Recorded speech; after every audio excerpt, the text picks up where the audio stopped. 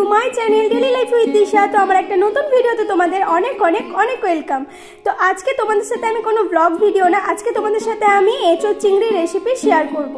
তো প্রথমেই দেখো এখানে এঁচোড় আর আলুগুলোকে কিন্তু আমি এভাবে কেটে নিয়ে আমি কিন্তু নুন দিয়ে সেদ্ধ করে নিয়েছি। আলু আর এঁচোড় দুটোকে কিন্তু প্রায় আমি এক সাইজ করেই কেটেছি। তো এরপর আমাদের একটা মশলা লাগবে, তো সেটাই আগে তৈরি করব। তো এখানে দেখো এখানে নিয়ে নিয়েছি একটা কাঁচের প্লেটে একটু পারা একটু জল নিয়েছি। এখানে দিয়ে দেবো আমি 5 থেকে 6টা মতন গোটা কাজু, আর দিয়ে দেবো এখানে 4 মগজ। এখানে প্রায় 1 চামচ 4 মগজ আমি দিয়েছি মাঝারি চামচের। আর তারপর দিয়েছি এখানে আমি 1 চামচ মতন পোস্ত, বেশ একটু বেশি করেই দিয়েছি। আর দিয়ে দেবো এখানে প্রায় 2 চামচ মতো টক দই। এরপর এটা একটা ভালো করে মিহি একটা পেস্ট বানিয়ে নেবো।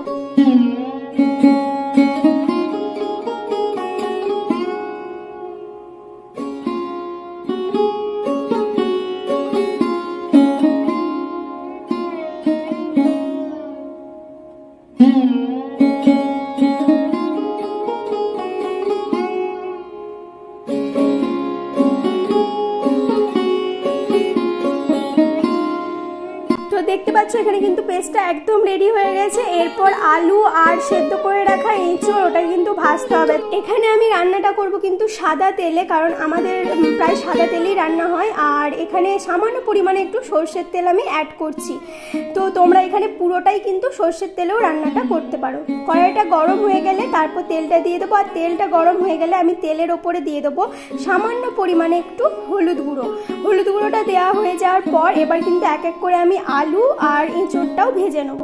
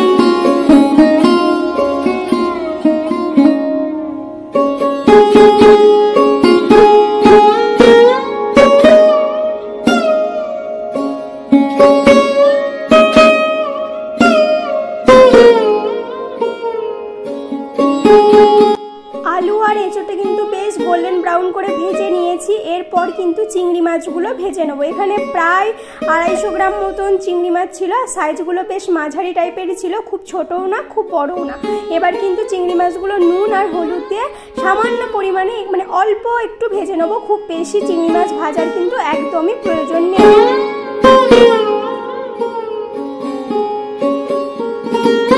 চিংড়ি মাছগুলো প্রায় ভাজা আমার হয়ে গেছে। এবার ওই তেলেই দিয়ে দেবো প্রায় 2 চামচ মতন আমি এখানে বাটা দিয়েছি। এখানে আছে একটা মাঝারি সাইজে পেঁয়াজ আর আদা আর রসুন, তিনটেই আমি একসাথে বেটে নিয়েছি। এবার ভালো করে একটু কষিয়ে নিলাম। এরপর একটা মশলা দিয়ে দেবো। এখানে আছে নুন, হলুদ গুঁড়ো, জিরে গুঁড়ো, সামান্য পরিমাণে একটু মিট মশলা দিয়েছি, আর দিয়েছি কাশ্মীরি লঙ্কার গুঁড়ো। তো এখানে আমি ভালো করে এবার মশলাটা কষিয়ে নিতে হবে যতক্ষণ না মশলা থেকে তেল ছেড়ে আসছে। যত বেশি কষিয়ে রান্না করবে ততই কিন্তু টেস্ট খুব সুন্দর হবে। তো দেখতে পাচ্ছ এখানে প্রায় মশলাটা আমার কষানো হয়ে গেছে। এরপর যে কাজু বাদামের পেস্টটা আমি করে রেখেছিলাম সেটাও কিন্তু দিয়ে দেবো। আর এই সময় কিন্তু অবশ্যই গ্যাসের ফ্লেমটা একদম লোতে করে রাখবে, কারণ না হলে কিন্তু এই দই দেওয়া আছে সেহেতু কিন্তু এটা ফেটে যেতে পারে। এরপর ভালো করে মশলাটা আবারও কষাতে হবে। তো বাটি ধোয়া জলটাও আমি একটু দিয়ে দিলাম। এখন কিন্তু কোনো রকম জল অ্যাড করব না, এখন ভালো করে কষিয়ে নিতে হবে। এখান থেকে কিন্তু আবারও তেল ছাড়বে আর খুব সুন্দর একটা কালার আসবে।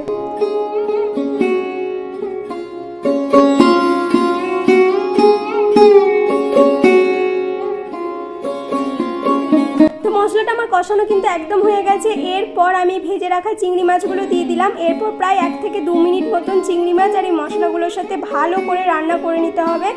এরপর দেখো আমি যে ভেজে রেখেছিলাম আলু আর এঁচোড়টা সেটাও কিন্তু দিয়ে দিলাম।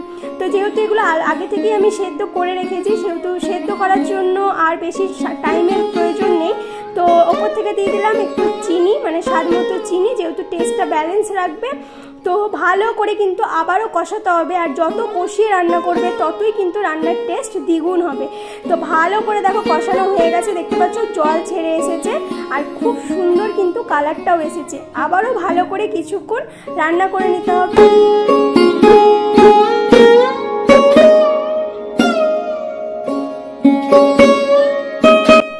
এরপর কিন্তু আমি এখানে গরম জল ব্যবহার করছি। গরম জল দিলে কিন্তু রান্নার টেস্টটা খুব সুন্দর হয়।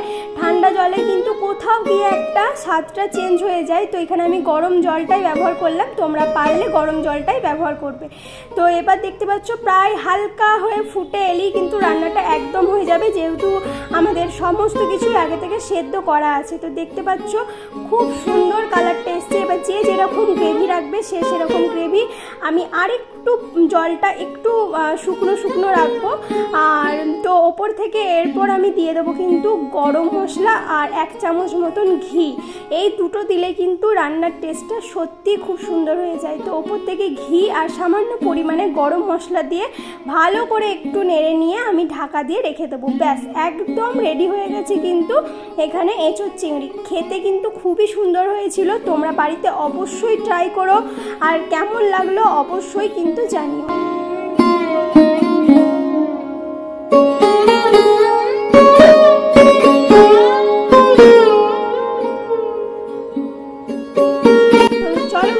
আজকের ভিডিওটা এইটুকুই। তোমাদের এই এঁচোড় চিংড়ির রেসিপিটা কেমন লাগলো অবশ্যই কিন্তু কমেন্টে জানিও। ভালো লেগে থাকলে একটা লাইক করে দিও, আর নতুন বন্ধুরা প্লিজ চ্যানেলটিকে সাবস্ক্রাইব করে পাশে থাকা বেল বাটনটিকে ক্লিক করে অল করে দিও, যাতে আমার ভিডিও আপলোড করা মাত্রই তোমাদের কাছে নোটিফিকেশন পৌঁছে যায়।